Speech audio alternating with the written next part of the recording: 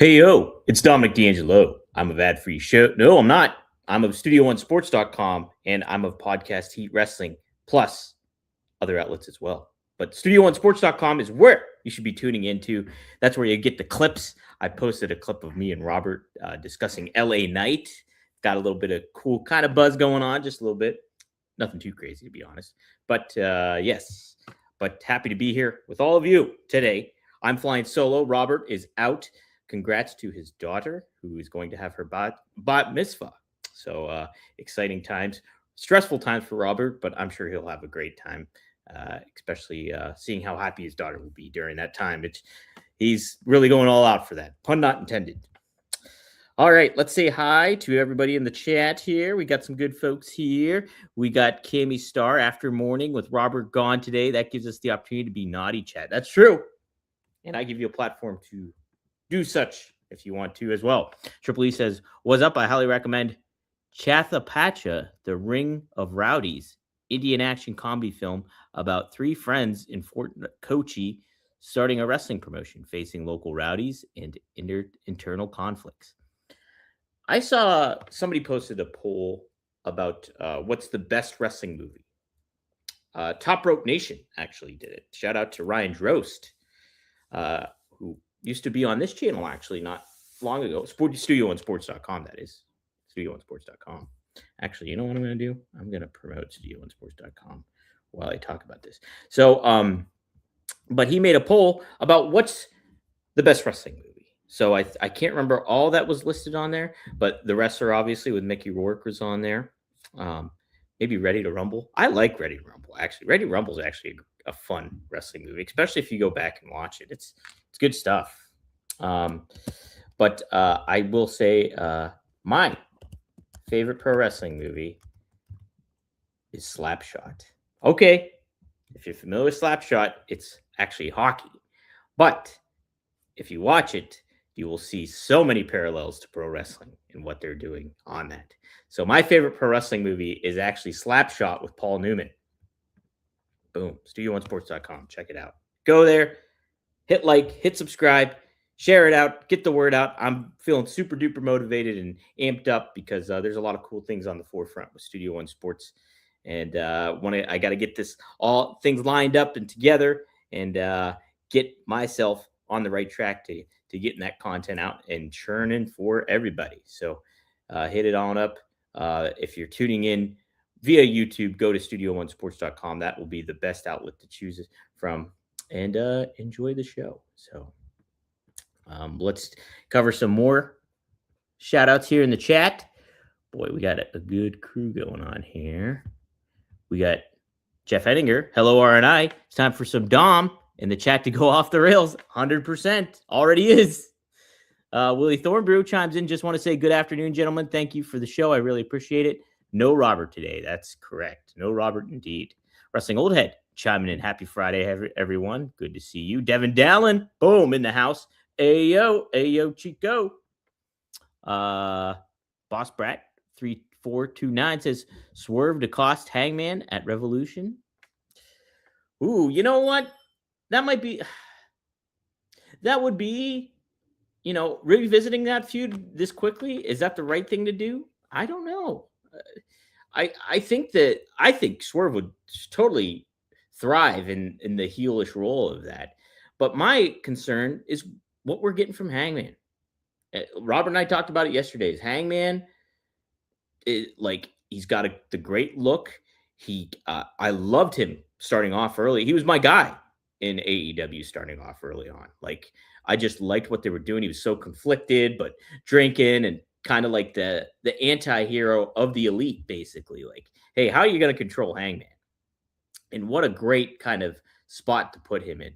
But now he's just, your what is it? Paint by numbers babyface. And, I think there's more to him than that. Obviously, there's more to him than that. And they just haven't, he hasn't tapped into it appropriately. So while I think Swerve Hangman feud with Swerve being the definite heel and Hangman being the babyface could be engaging, I want to see a new version of Hangman in that role. if that makes sense.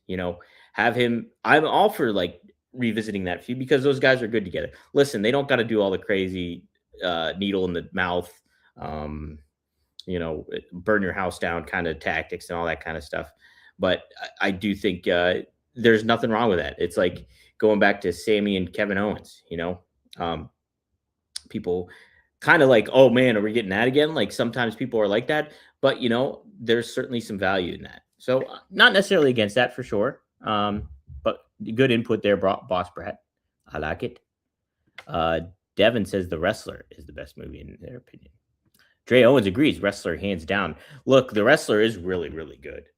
Like, really gives you that sobering experience of like what that career, especially during those times, where Randy the Ram Robinson was flourishing, and then how he kind of had to survive on the indie scene and make do, like working at a grocery store. It's very telling of freelance too in that way, and trying to make your hustle as a creative type in the world. So yeah, The Wrestler, if you were to say like, Dom, you can't include Slapshot because Slapshot is about hockey and not wrestling, the Wrestler, it might be mine as well, I would say, just because of it's kind of like a haunting story, a cautionary tale. The Iron Claw in second. I like the Iron Claw. Saw that in theaters, which was neat to see in theaters. If you go back, I think it's on SE Scoops' YouTube channel, actually. Marcus, my brother and Marcus actually break that down after we saw the movie. We talk about it and discuss it and break it down. Check it out. Maybe I'll try to provide a link to that or something. But that's on SE Scoops' YouTube. Maybe go to YouTube and type in, let me see if I can find it. Tune into this after the show, not during the show, please. Help us out here. Let's see if I can find it, though. Shout out to SE Scoops. Always does great work. That's actually where I got one of the topics today. It was from SEScoops.com. Here, let's see. I'm going to pop Iron Claw. If you like me and my degenerate brother Marcus, you can check this out here. Not a whole lot of views, but this was 2 years ago happened. So here is the link for people to check out if they would like to check out this after the show. Iron Claw review. Hold on. Iron Claw review. All right. Boom. There you go. All right. Check that out if you want to after the show. Fun discussion. It's on Netflix. Oh, Iron Claw made Devin Dowling cry. That's the crazy thing about that movie is that's not all the real Von Erich story is even more tragic than that. It's crazy. I mean, I guess this is not really spoiler. So if you do not want to hear spoiler, they didn't address in the movie that they had, I don't believe they addressed Fritz's Von Erich's young, I believe it was a 6 or a toddler son drowned in a puddle, like literally drowned in a puddle. And that was the first tragedy. And then on top of it, they had a fourth brother that passed away that they didn't put in there. It's just crazy. So what you see is very, very sad in the movie. They did try to add some like cool moments, and like I tell you what, I marked out big time when they introduced Kerry Von Erich and Stranglehold was playing. I was like, damn, what a cool way to introduce like one of your top, an all-time wrestler in Kerry Von Erich. And like, man, I love Kerry Von Erich too. I do, like, even back when I was a kid, I remember seeing the Texas Tornado and I was like, who's that guy? And that was before I liked Razor Ramon. I was trying to find maybe somebody different than Hulk Hogan in a certain way, but Texas Tornado was awesome to me. And he didn't have a whole foot at that point in time. So, let's see. What does Full Juggalo album? Yeah. Check out Big Money Hustlers movie Insane Clown Posse. Mick Foley is in movie classic, and Big Money Rustlers Scott Hall is featured. How about that? Is that more of a documentary? I would assume that's a documentary, right?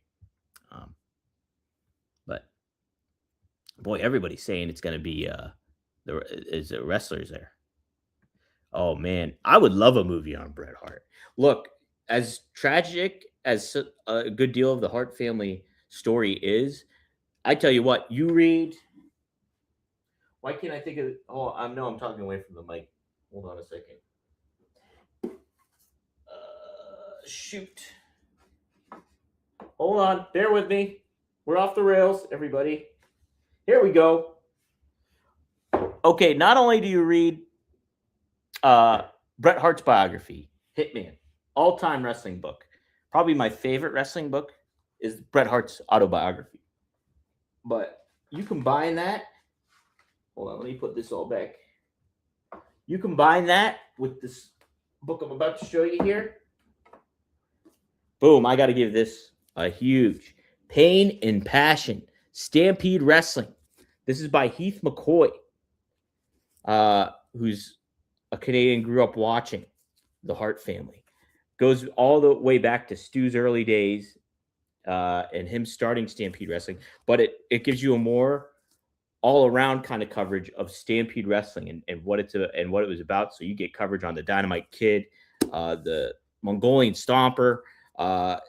It's been a few years since I've read this, but it's an all-time wrestling book. I recommend going out, checking this book out. This is amazing, an amazing book. Shout out to Heath McCoy because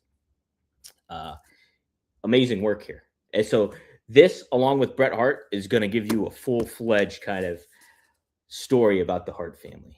Check it out. I highly recommend it. And then now with Natty's book out, I have not got to check out Natty's book at all, but I'm sure with Natty's book too, that is a good sequel to maybe this all as well. So enjoy it. Pain and Passion, it's called. Stampede Wrestling, The History of Stampede Wrestling by Heath McCoy. Shout out to Heath McCoy. I might clip this up and tag him in it. Because he's on X. Okay. Let's see. We're really off the rails right now, huh? Let's see what else is going to be said here. Paul Walter Hauser going to be Mick Foley soon. Is that like confirmed? Did they greenlight that movie? And I know even movies nowadays not necessarily doesn't mean if you're greenlight, but you're a part of it. You know, it's still actually going to happen. That's the one concern for all of that. Cammy Star says half the Bret Hart movie would be F. Goldberg. I don't think they would cover too much of that. Maybe just the ending of it all. The tough thing about wrestling movies, we saw a little bit of this, I think, maybe in the Iron Claw movie, but like it's hard to make actors look like wrestlers. You know what I mean? Zac Efron was great. He was more jacked than Kevin Von Erich, I think, in that. You know, like bulkier.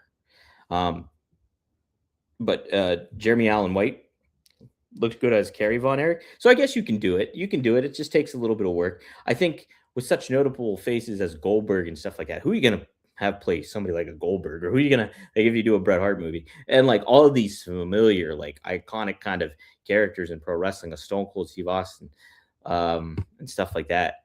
I will say the guy that played Harley Race in Iron Claw, bam, amazing. Really good stuff. Boy, Razor, my cat is loving life right now. If you could see him, he's enjoying basking in the sun. It is adorable. I'm going to take a picture as I do this because it's off the rails. But we will let's talk a little wrestling here. I will cover preview SmackDown. I will preview SmackDown, but I did want to talk about this, which I thought was really interesting. Actually, before we do that, I know I'm nuts. Before we do that, I want to take a couple of these talking points before we pivot.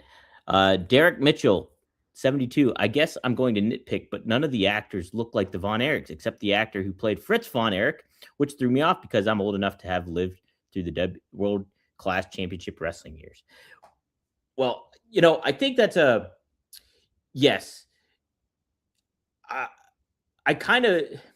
agree with you that like ultimately like the wrestlers did not look like maybe what they were portraying in certain ways. And I know I'm kind of going against what I said just right now, but I'm okay with them not necessarily completely looking like them, because if you're a wrestling fan, you're already associated with them. So like Jeremy Allen White, famous actor, playing Kerry Von Erich, doesn't necessarily look like Kerry Von Erich to a T at all, but like I think enough that it's there. Zac Efron is his own.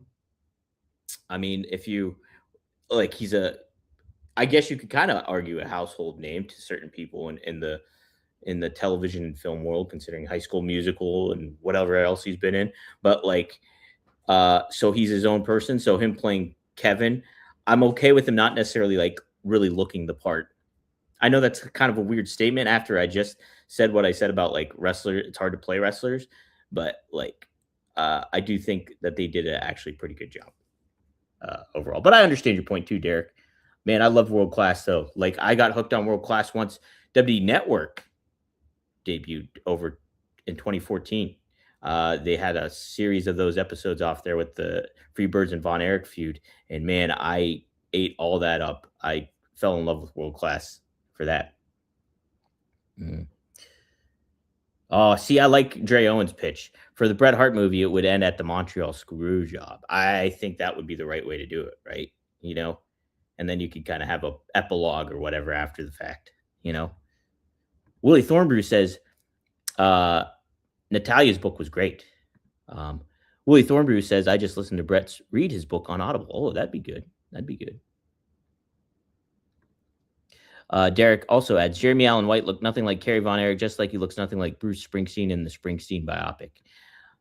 Okay, so before we go to wrestling here, I will say, well, I know we're like 17 minutes in, but I don't think he didn't really look too much like Kerry Von Erich, but I think they wanted a name in there and like to play him, so it makes sense from like a marketing standpoint for Iron Claw. I think it made sense. Same with Zac Efron in that role. And I think Zac Efron did a good job, playing the version, the Kevin Von Erich version, the movie Kevin Von Erich version. Even though, yes, didn't look like him.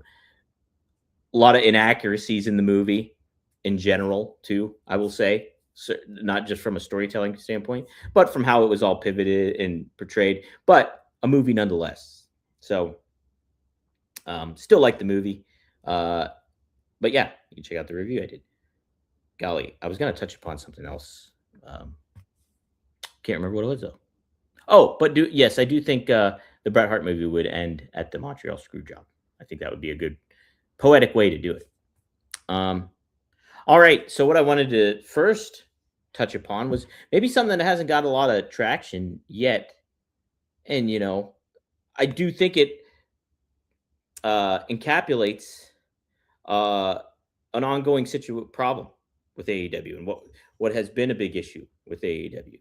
Deonna Purrazzo, who I like a lot, big time. I think she's awesome.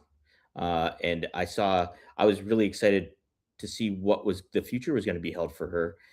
I mean, because she was such a prominent main stage name in TNA, and even, when I saw her a little bit in WWE, I think she was part of the Mae Young Classic, if I'm not mistaken. But, I thought there was so much great stuff and a great future ahead for her.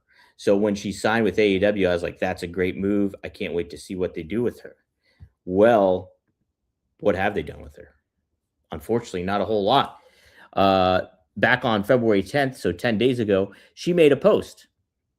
I've only had one match in 2026. Let's change that as soon as possible. Who wants to be fluent in Purrazzo? And then she gave her booking information.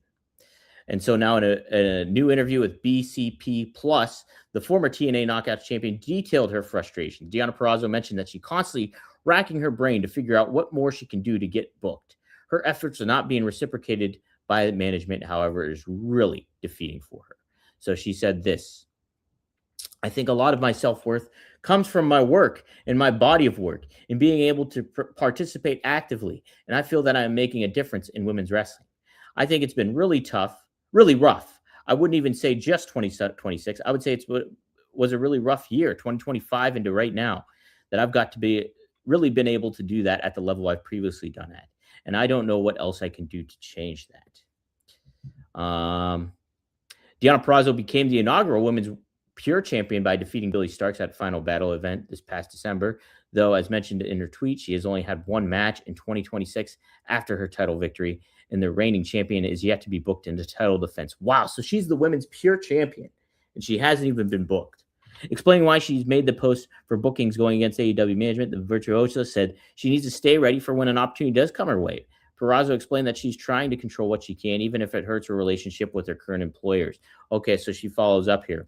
So for me, it was saying, okay, if I'm not going to get these opportunities here, I need to stay ready. I need to stay crisp for when they do come. So I'm going to put out a tweet, and I'm going to take independent booking. I'm going to try to stay ahead of that ring rust that I might get if this year continues on this path. And that way, I'm trying to control everything I can control. Like I said, it's really defeating. It's really upsetting. But at the end of the day, this is business, and I have to continue to run my own at whatever stakes that costs.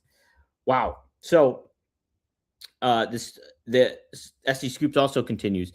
Deonna Purrazzo is not the only female star facing this kind of treatment in AEW. Names such as Britt Baker and Camille. I completely forgot about Camille, having been missed from the company for a long time without any explanation. Most recently, Mercedes Martinez opened up about similar struggles during her time in the company. You can check out what she said. So they give a link there. All right. So a lot to cover here in this regard. Super frustrating. I could only imagine for wrestlers. And there's a lot of factors that come into play where I think Deonna Purrazzo is justified in doing what she does, like in regards to marketing herself. To stay relevant in wrestling, you have to be on television or stay active. She's not getting that from AEW. Okay. Say what you will. Say, don't know all the details or anything else, and I'm not going to pretend I do. But I will say, repetitions are so key and important, like in today's world of wrestling, where like I was looking at Jerry Briscoe's wrestling dates way back in the day, and like if you go on Cage Match, he's got like 20 pages of matches, and I'm sure that doesn't even cover all of them, and I'm just looking and being like, holy crap, he wrestled all the time. And now if you were to go on Deonna Purrazzo's Cage Match page, I'm sure it would be super sobering to see how much she has not wrestled and been a prominent figure on television. I don't understand it. I don't understand it. I know, politics and two sides to every story, whatever you want to say, but it's got to be frustrating for a talent like Deonna Purrazzo to build up the resume that she did in TNA, create this virtuoso character that was really captivating and engaging and dominant, like on TNA programming. And then you go to AEW, which you would think would be brighter and bigger pastures because of the money and the platform that it's on at the time too, especially that you're going to get a bigger opportunity to really become a star. And she didn't get it. Taya Valkyrie did not get it, which boom, blows my mind as well. And like, then yes, you mentioned Britt Baker, the Camille, Thunder Rosa just came back, and I know she's dealt with injuries and a lot of other things as well, but that has to be frustrating as a wrestler. And AEW, really, like Robert and I were saying, like they have the opportunity to eat WWE's lunch. We talked about Dynamite last night and how, initially I liked the show, but Robert kind of convinced me otherwise that some other problems that are going into play. I do think overall, though, they still can be on the right track. But listen, I mean, if Tony Khan ever listens to anything like this, this advice, this constructive criticism, pay attention to your stars and delegate, and make sure the roster that you have is being harnessed in the right fashion. Because you have such a talented roster. You've made such great decisions when it comes to who you sign and who you bring in necessarily manners. The way to do it is put them on the right platform and make them feel strong. And keeping, like Wrestling Old Ed just said here, momentum is everything. And it is. If you put somebody on television, we as fans want to watch it and connect with that person or hate on that person vicariously, through that. So if you put them on television, you get them, we're excited for it. And then you have to run with it. And I know it's tough to do, and you got a lot of answers to make and a lot of, mouths to feed, and so to speak, whatever cliche you want to use. But you have to almost have a brain trust that kind of harnesses where you're putting all that attention on and making sure that you're cultivating that in the right manner, because she's not, I'm sure, the only disgruntled person in AEW. Not to say there's not disgruntled people in WWE or in any wrestling promotion, but this has been an ongoing issue with AEW, and I would like to see this get rectified.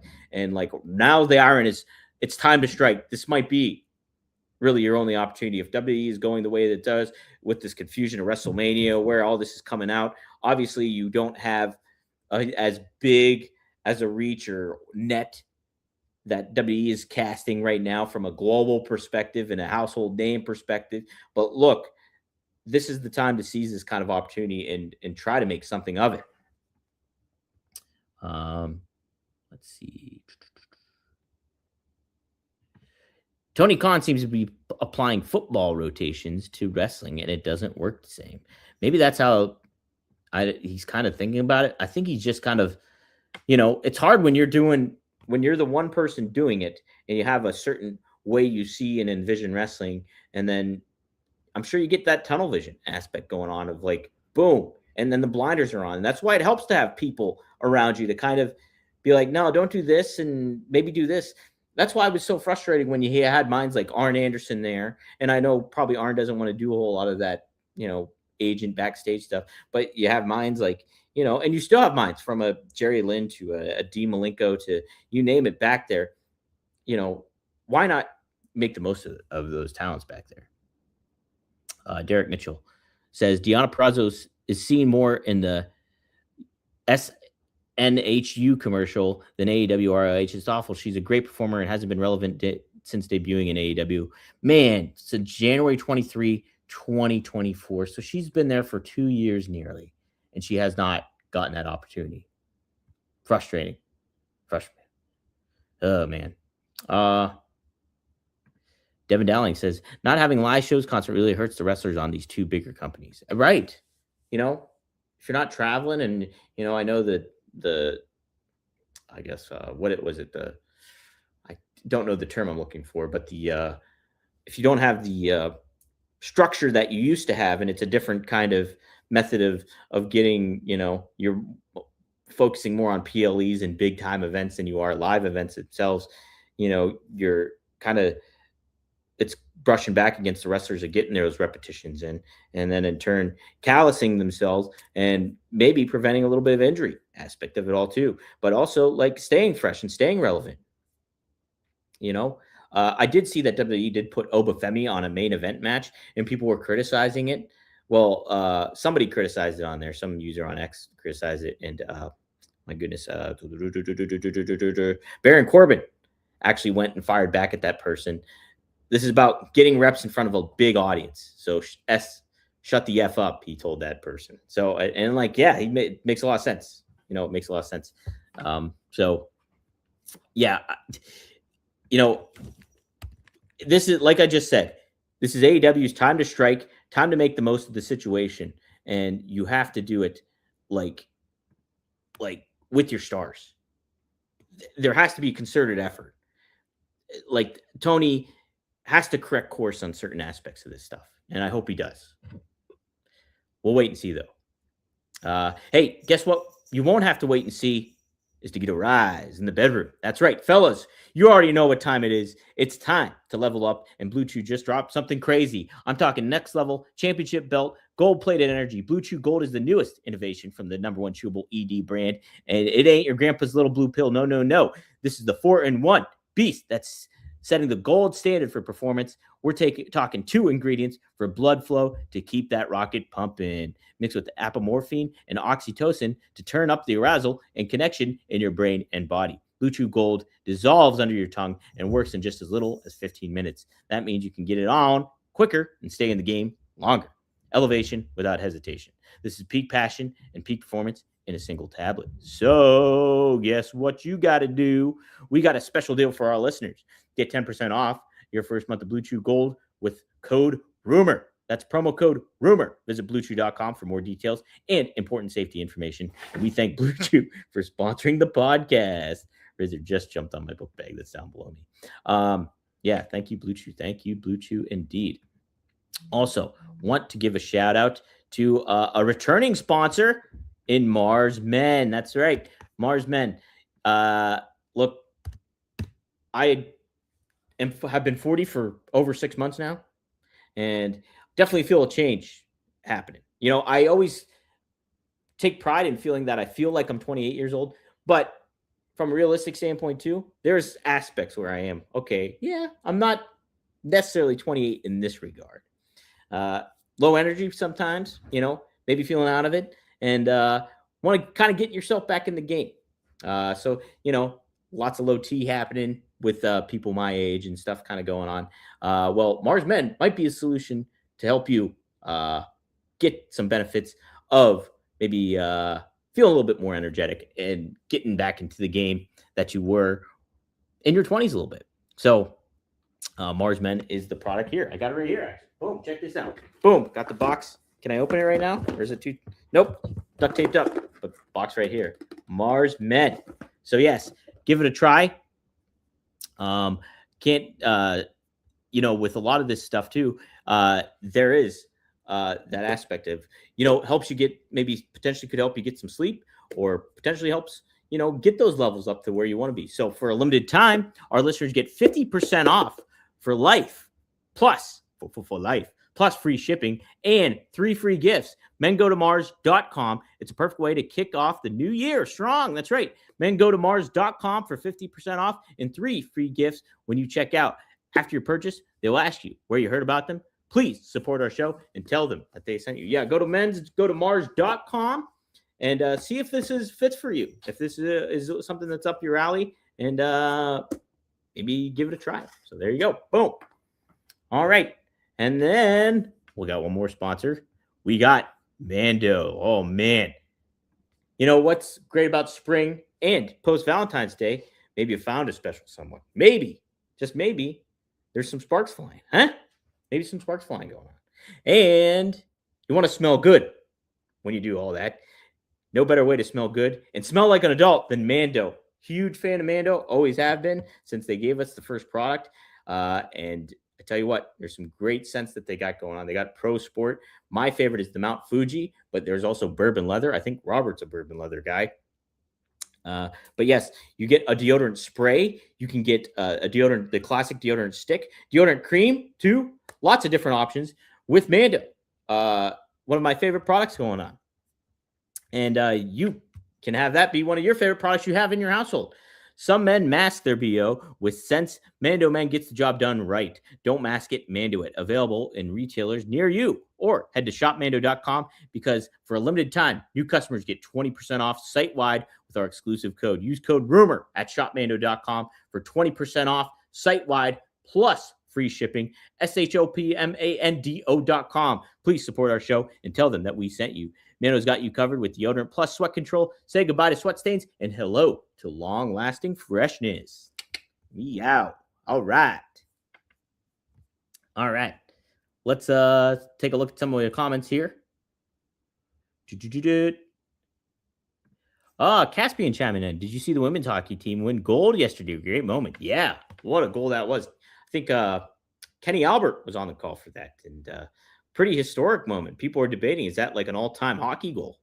Because that sealed the deal. Overtime against Canada, women's hockey, and the United States gets the goal. So shout out to the women's hockey team, US of A. Woo! Let's see. Derek Mitchell says, did you know the last time Deanna was on AEW? Can I interest you? Dynamite, February 26th, 2025 against Harley Cameron. Almost a year ago. That's crazy. I don't think she needs the reps. She needs TV time on Dynamite and Collision. Yeah, but I do think all wrestlers kind of need reps, to stay fresh and in the ring. Because, I mean, like, that's just always part of it. Like, there's no other – you can't compare anything else to pro wrestling to get ready for pro wrestling. You're literally throwing your body against its will on the mat and, like, taking hits that your body organically is not used to doing instinctively. So that to an extent, everybody needs reps for sure. Obviously, she's a veteran; she knows what she's doing and everything like that. But I do think that she needs that. But she does need TV time. I highly agree with you on that aspect of it all too. Um, I think about now. This is quite a different stretch, but I think about Kurt Angle's last year's in WWE. He wanted to be an active wrestler and he wanted to continue wrestling because he felt that he still had it. However, he always cites that he was out of the ring for so long as the Raw GM that he could not get to the point he was, and he actually lost it while still while maintaining that role. So to that point, even a legend, and I know Kurt is at a much different age than Deanna was at the time, uh, but everybody needs to kind of get into that mode where they can perform at that level.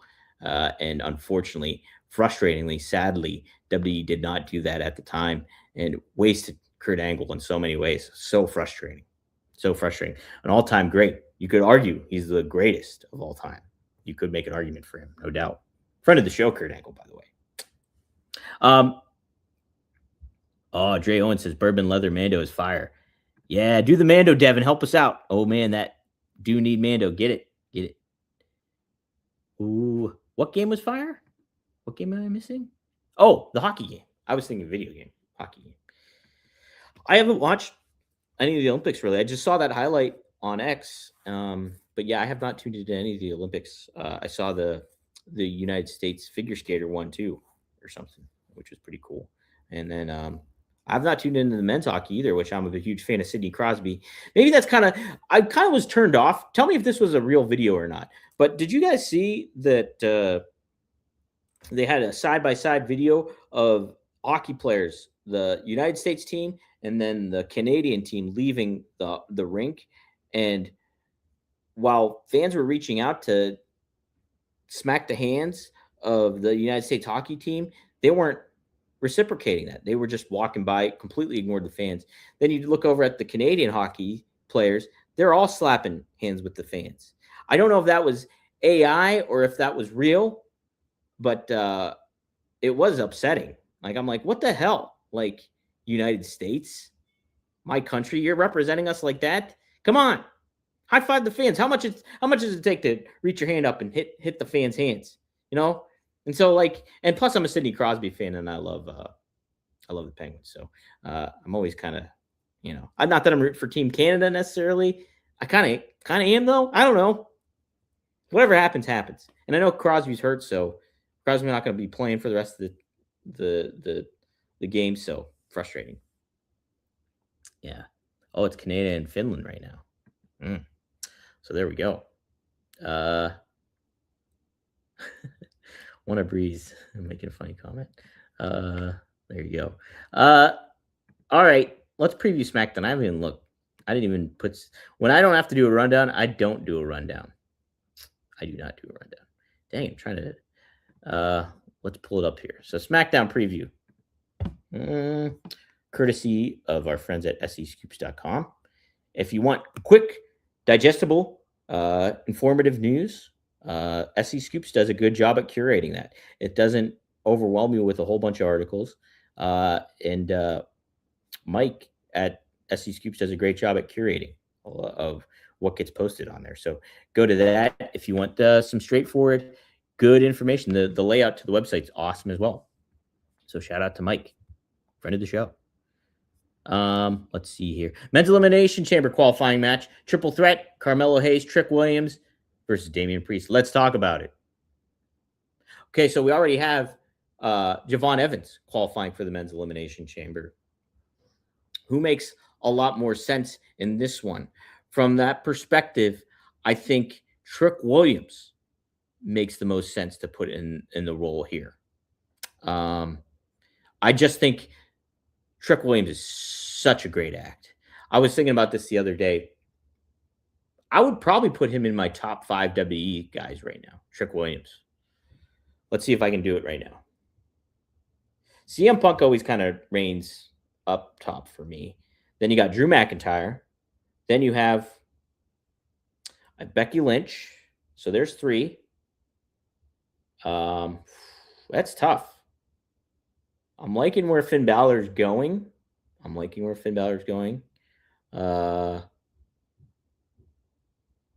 Cody is usually up there, but I guess I won't put him here at this moment in time. So yeah, maybe Trick Williams might be at 5, or the bare minimum honorable mention in my 5. It's tough to kind of think about who. So Devin thinks Damian Priest. Maybe. I think there's value in having Trick Williams in there. I just do. Like, he's such a young star. You put him on there, and it's just a good way to promote him and make him feel like a bigger deal. Continue the momentum with Trick Williams. Man, Trick was great though. Just amazing on the mic. Huge fan of Trick Williams. Yeah, he's smooth, man. He's smooth. He's clever. He's funny. Like, certainly, definitely going to be a big star for WWE if handled in the right fashion. All right, so there you go. My prediction: Trick Williams. Hey, we also have another Elimination Chamber qualifying match: Charlotte Flair, Nia Jackson, Kiana James. Boy, who do you put? I guess Charlotte would go here in this one. But shout out to Nia Jax, because I always like what she does. Kiana James really impressed me during the Women's Royal Rumble match. I think she was low key great in it. Like, she did a lot of cool stuff in there. Lasted a long time. Really impressed me. So shout out to Kiana James. But I do think Charlotte Flair wins that one. Oh, we got a fun one with Obafemi and Kit Wilson. 2 guys also on track to be real hot acts and already on the rise. Obafemi obviously wins that. So be interesting to see what they do further with Drew, with Cody, where that all plays out. Jacob Fatu being in the mix too should be really interesting. So hopefully we'll get some good stuff going on there. Derek says he's not a fan of Trick and Mello. Not a fan of Trick and Mello first interaction on the main roster in a triple threat. I think that's fair, right? But I think you could tell a little bit of story. Maybe they'll set it up too. I'd imagine tonight they'll set something up. Maybe have a little backstage exchange, and you could kind of maybe build something to Trick and Mello actually. So Trick is going to the chamber, which would be the first time 2 Black Stars in the chamber at the same time. Is that true? I don't know if that's accurate or true or not. I'm not saying that you're wrong. I just don't know. I do remember Montez Ford being a standout in that role the one time. So we'll see how it goes. Hey, shout out to Eric Tate tuning in. Hi, bro. Hey, man. What's up? Thanks for tuning in. Hopefully you're liking what you're seeing. We come here every Monday through Friday on a plethora of platforms. So, but StudioOneSports.com is the place to go to check it out. Willie Thornbrew says, Javon Evans is going to be fun in the chamber. I agree with that for sure. I think it'll be a moment for him to shine. That's why I don't think you necessarily need Carmelo, because Carmelo is so athletic too. And maybe if you want one another to complement each other, you can do that. But I do think getting Trick Williams in there adds some value to him as a heel, or maybe getting him out of it. I mean, I would not want to see him try to interfere and do stuff, because it does take away from the chamber aspect of the chamber. So who knows? Eric Tate, hey, see you later, Wanna Breeze. So long, everyone. Got a 12:45 pin and got to go now. I know we're running over time here. Eric Tate asked, do you think WrestleMania needs to go back to one night? I don't think so, necessarily. I think you have plenty. I think if you made this the only 2-night extravaganza for WWE, I think it's okay. I think there's certain kind of value in having 2 nights. And if you get I think it really depends on, are you getting an audience, a live audience tune in coming to this? I know they're dealing with ticket sales right now, and they're super duper crazy expensive. Like, I mean, they don't give me a whole lot of incentive to buy that, to have that price point of, what is it? I think the lowest price is like $260 for a ticket. It's crazy. I'm not going to pay to go to a night of WrestleMania for that. Just not happening. Sorry. Like, you have to like give me, I mean, that's a lot of money. Even if you had a great card, I wouldn't be paying that type of money. Like, it's just crazy. So that's what I think, Eric. I think they're okay doing 2 nights as long as it makes dollars and cents. Not sure what's going on with Working Stiff. I'll text Robert and figure that out because I have not gotten audio from it yet. So we'll have to see how Working Stiff. I'm sure. I know Robert's crazy busy with the bat mitzvah and everything like that. So I prefer, Devin, studio1sports.com. Go to studio1sports.com. That's the best way to support what Robert and I are doing at the moment and everything, because that's the channel I'm really trying to cultivate. We go daily on there. So check it out and always like and turn those notifications on too. So studio1sports.com. Go there, hit subscribe. You got other content, more content coming from me too, and others. Just corresponding with Nocturnal Knockout, who Triple E is a big fan of. Robert is going to be hopefully returning here soon enough. So,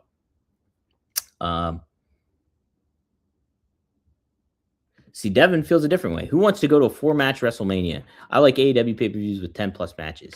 See, but that's, subjective. People feel different ways about all that. Like, I think 10 matches is way too many, and I get exhausted. 4 hours for a wrestling pay-per-view is way too long. I like mine more akin to WWE. 5 matches, 2.5 hours, 3 hours max. But 2.5 hours is like kind of the sweet spot for me. Like, get me in, get me out. Let me talk about it. Let me remember stuff. Oh, that's a good point. Cammy says, I like 2-night manias more for time for parties. Exactly. And that's what I'll credit SummerSlam for too. I actually went to SummerSlam the first night this past summer. I was at MetLife there, and I saw night 1. What a horrible experience it was trying to get back. I didn't get back. I was literally gone. I left the show early, as a matter of fact. I left as the match I wanted to see, as CM Punk took on Gunther. I left the show early so I could maybe beat all that crazy traffic that was going on. I thought I was a genius doing that. Well, here, I was still too late because I could not get a lift back. I could not get anything back. And it took me forever to get home. I stayed at Crowbar, the wrestler Crowbar, WCW. I stayed at his place. And it took me forever to get back. And I paid $90 to get back, to go 2 miles. $90. I actually refuted with Lyft, and I got half of that back. That's another story.